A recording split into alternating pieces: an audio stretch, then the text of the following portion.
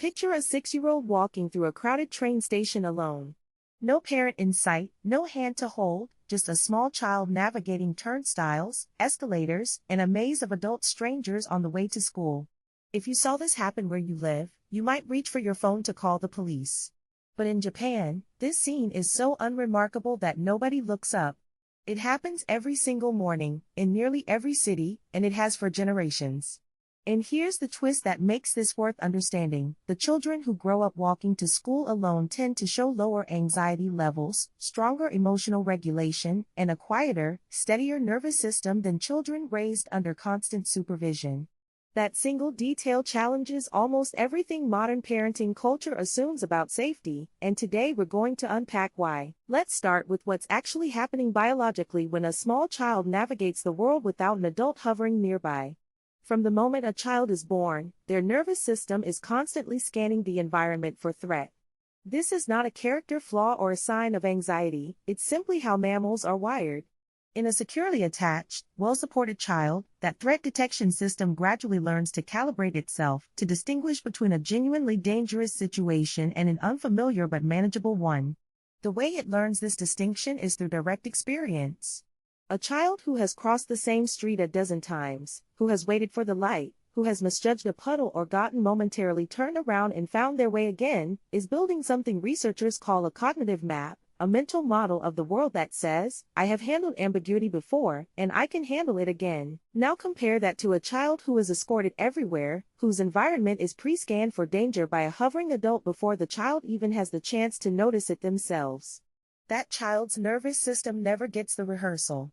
It never has to practice registering a stimulus, evaluating it, and resolving it independently.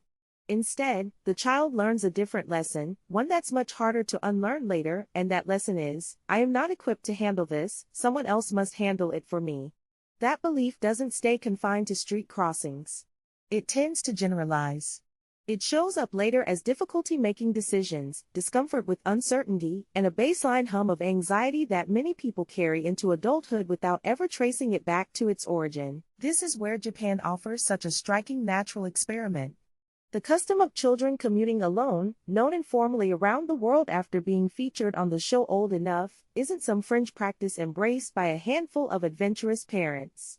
It's deeply woven into the culture, supported by infrastructure, social norms, and a shared civic expectation that the entire community plays a role in watching out for children, even ones that aren't their own.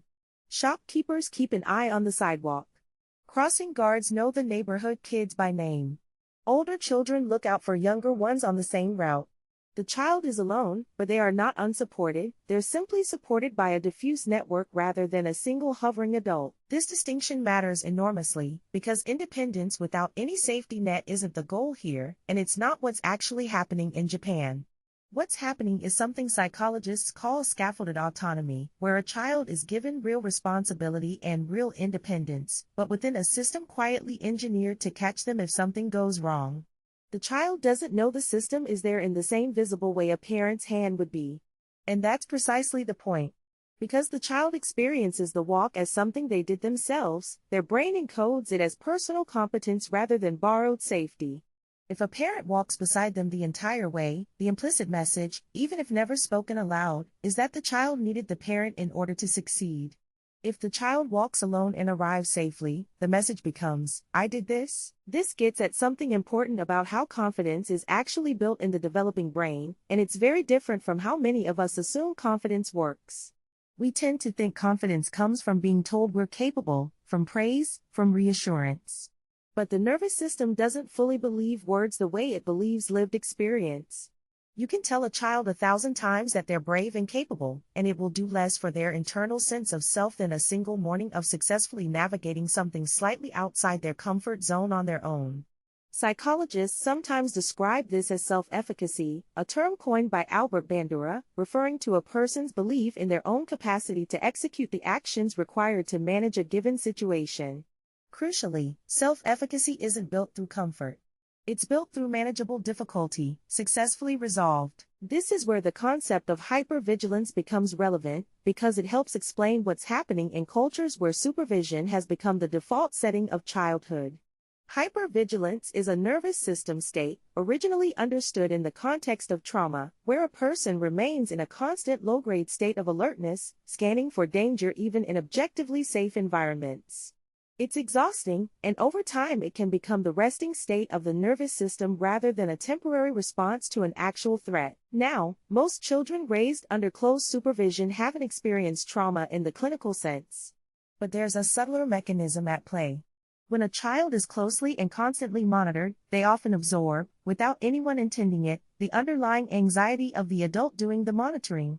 Children are remarkably good at reading emotional undertones, even when the words being said are reassuring.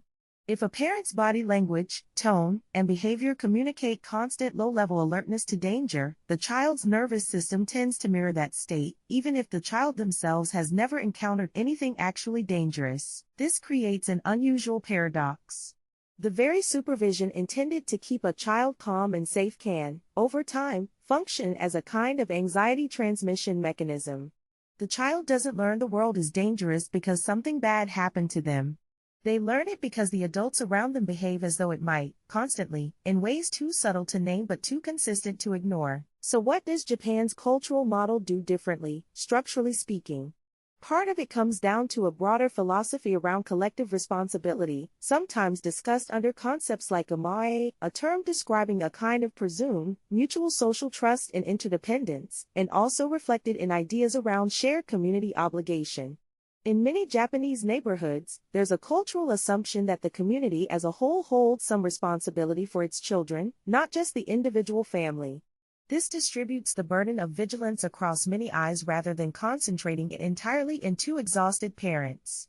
And when danger monitoring is distributed, no single adult needs to sit in a heightened, anxious state all day, which means the emotional tone a child absorbs tends to be calmer overall. There's also something worth saying about how Japanese urban design supports this independence in ways that aren't purely cultural but physical and infrastructural.